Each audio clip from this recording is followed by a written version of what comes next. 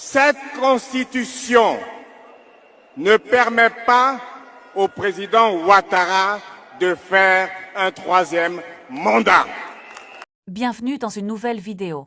En Côte d'Ivoire, la brouille entre le président Alassane Ouattara et feu Henri Konan Bédié reste entourée de zones d'ombre.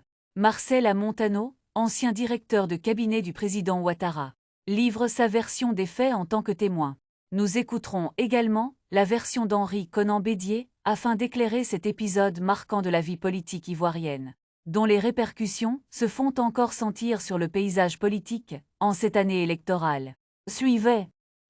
Ça, c'est un problème entre le président Bédié et le président Ouattara. D'accord. Vous savez, la personne qui faisait le va-et-vient entre le président Bédié et le président Ouattara, excusez-moi de le dire encore une fois, on va dire que je ne parle que de moi, mais c'est moi. Quand le président Bédié était à Abidjan, je faisais les messages du président Ouattara au président Bédié, je faisais les retours. Quand il était à Daoukro, souvent le président me donnait un hélicoptère, j'allais voir le président Bédié à Daoukro, etc. Le dernier tête-à-tête du président Bédié avec le président Ouattara, avant la brouille, se passe au Petit Palais. Qu'on appelle le Petit Palais, il y a les bureaux, et puis entre le bureau du président... On parlait présidentiel du plateau. On parlait présidentiel, entre le bureau officiel du président et puis la salle ils appellent la salle des pas perdus au fond, il y a un bâtiment qui est la résidence officielle du président de la République en réalité. Et c'est là que le président Ouattara reçoit le président Bédié. Il parle. À la fin de l'entretien, le président Ouattara me fait l'honneur de m'appeler. Je m'assois. Il est assis, le président Bédié est à ma droite et le président Ouattara est un peu plus loin, ils sont sur le même canapé. Il me dit, Marcel, mais il le fait parce que c'est moi qui fais le va-et-vient entre eux. Il me dit, Marcel, voilà ce que nous nous sommes dit.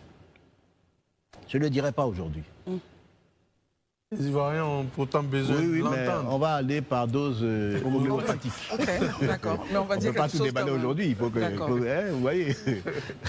Donc, il me dit, Marcel, voilà ce que nous avons décidé avec le président Bédié. Je ne dirai pas ce qu'ils se sont dit exactement, mais je vous dirai qu'ils ont parlé de l'alternance. Et le président m'a dit, Marcel, concernant l'alternance, voilà ce que nous nous sommes dit. Il ne m'a pas dit ça quand le président Bédié est parti. Il m'a dit ça devant le président Bédié. Donc le président Bédié pouvait dire, ah non, non, non, Alassane, parce que lui, il a toujours appelé le président Alassane, le président a toujours appelé monsieur le président. Il aurait pu dire à Alassane, non, c'est pas... Non, il a dit non, le président est conforme. On a accompagné le président Bédié, il est parti. Et ils étaient d'accord, et ça je le révèle, pour dire que plus jamais le président Bédié, compte tenu de ce qu'ils ont convenu, ne s'exprimerait sur l'alternance publiquement. Dès qu'il est sorti de là, il est allé à Paris, il a fait une interview, il a parlé de l'alternance.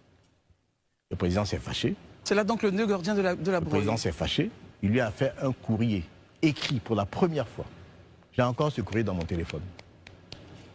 Parce qu'à l'époque, je suis directeur de cabinet. Tous les courriers signés par le président sont visés par le directeur de cabinet.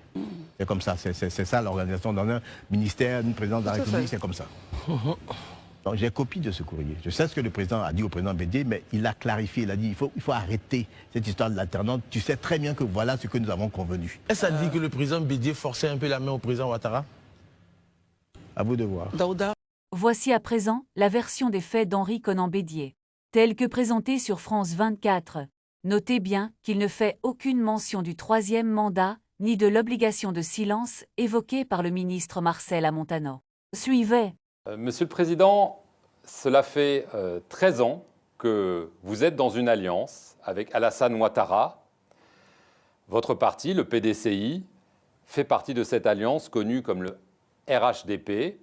Mais il y a beaucoup de tensions et on affirme que le divorce entre vous, aujourd'hui, est consommé. Une question très simple, est-ce que vous êtes désormais dans l'opposition à Alassane Ouattara? Je dirais que l'alliance RHDP, groupement politique, qui date de 2005, qui a été créé en 2005 à Paris, n'existe plus. Nous nous sommes séparés après beaucoup de divergences qui seraient long d'énumérer ici. Donc aujourd'hui, on peut affirmer sans détour et sans se tromper que vous n'êtes plus l'allié d'Alassane Ouattara et qu'un point de non-retour a été atteint entre vous. Je le répète, nos partis fonctionnent séparément, conformément aux instructions de leurs organes statutaires. C'est un tournant majeur quand même dans l'histoire politique de la Côte d'Ivoire dont vous nous parlez maintenant. Parce que cette alliance, elle est là depuis 13 ans. C'est important, mais il y a des précédents. Les alliances se font et se défont. Monsieur le Président, vous n'avez pas assisté à la messe de commémoration pour les 25 ans de la mort d'Houphouët-Boigny à Yamoussoukro. On a affirmé que vous aviez un malaise. Certains pensent que vous ne vouliez pas voir Alassane Ouattara.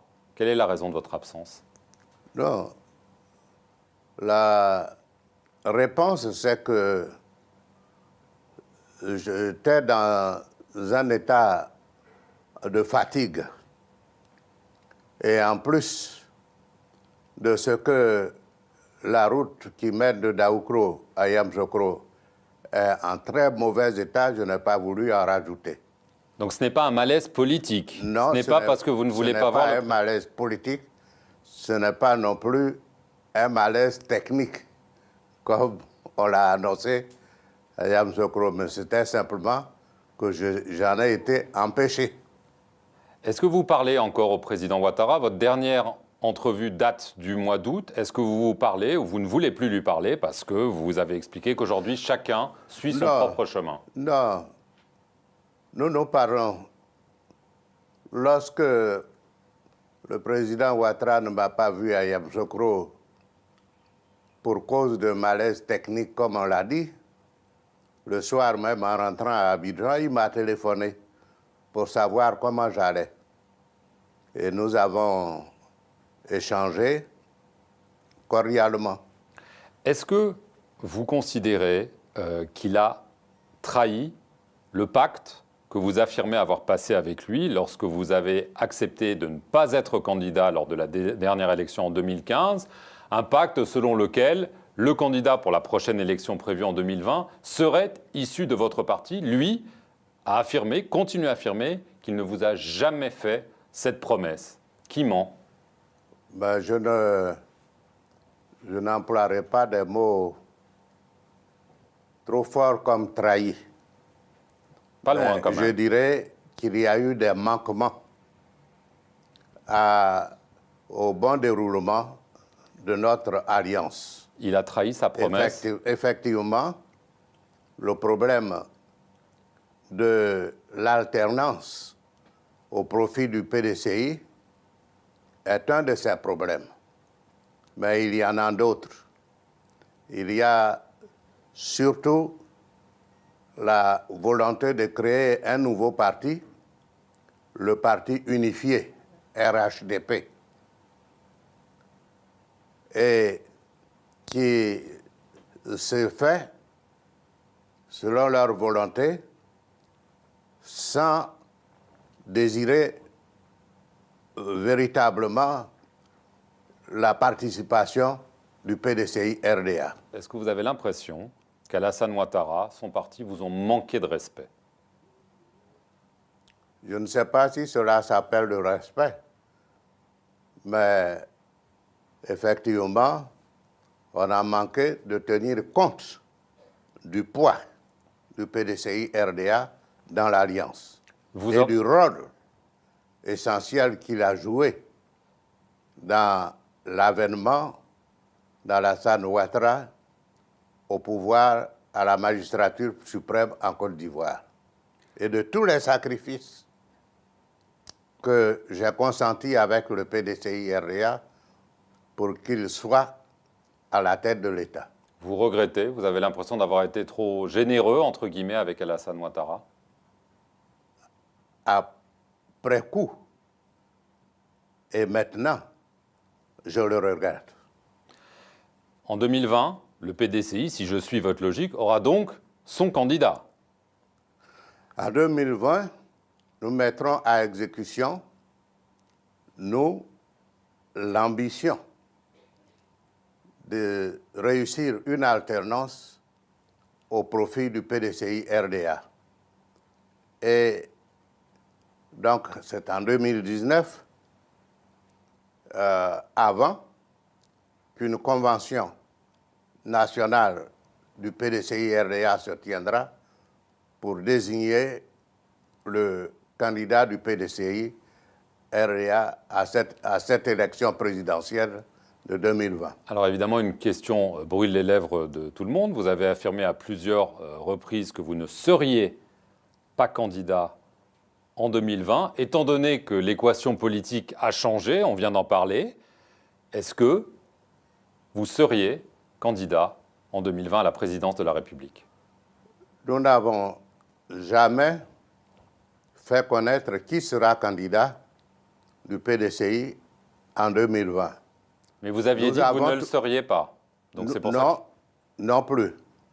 Nous avons toujours dit que c'est la convention du parti qui désignera le candidat du PDCI RDA. Vous avez dit l'année dernière dans Jeune Afrique, non, je ne me présenterai pas parce que je ne suis plus si jeune. Voilà, en gros, ce que vous avez dit. Est-ce qu'aujourd'hui, vous dites la même chose ou vous dites la convention décidera et je n'exclus pas d'être désigné par mon parti? Vous pourriez me dire aujourd'hui, je n'en veux pas. C'était une évaluation de l'époque du moment. Ça a changé donc. Voilà. Je ne dis pas aujourd'hui que je serai candidat, mais je dis que c'est la convention du PDCI qui désignera le candidat. Alors, est-ce que vous serez candidat à la candidature, comme on dit? Il se pourrait que ce ne soit pas moi.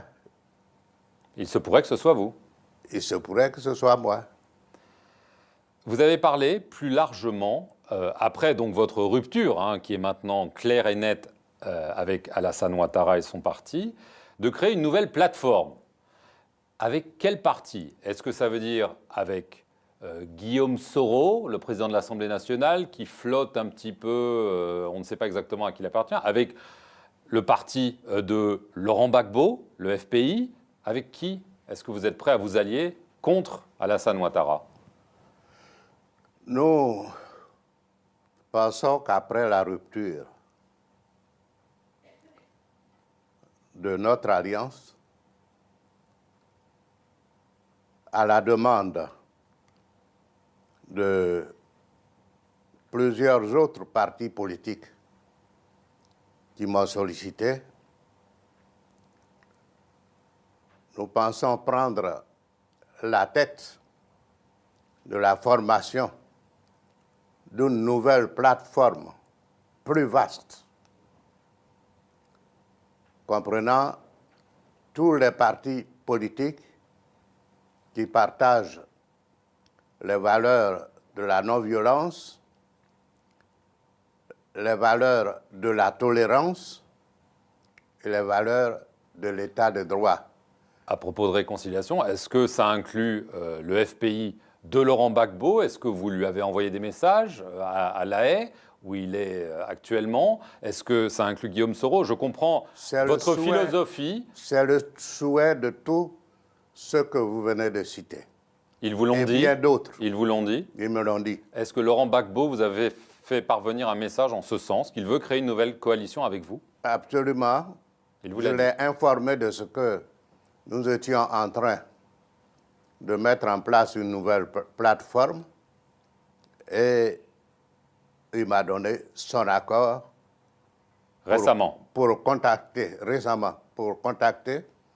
le FPI. Est-ce que Guillaume Soro pourrait faire partie de cette alliance? Il n'y a pas à l'exclure. S'il désire rejoindre cette formation. La main est donc tendue. La main est tendue. Dernière question, Monsieur le Président, on arrive à la fin de cette interview. Laurent Gbagbo est en procès devant la Cour pénale internationale depuis de longues années. Est-ce que vous êtes en faveur de son acquittement? Je pense que cela fait 7 ans que Laurent Gbagbo est en prison à La Haye. Quels que soient les crimes qu'il a commis, je pense que 7 ans, ça suffit pour la justice. Et je pense que, comme son procès tire à sa fin, j'espère vivement qu'il soit libéré, qu'il retrouve la liberté, sa liberté. Et qu'il rentre en Côte d'Ivoire? Et qu'il rentre en Côte d'Ivoire. Très bien. Je vous remercie beaucoup, Monsieur le Président Henri Konan-Bédier, de nous avoir accueillis chez vous, à Daoukro. Et merci à vous d'avoir suivi cet entretien sur les antennes de France 24. Restez-y pour plus d'informations.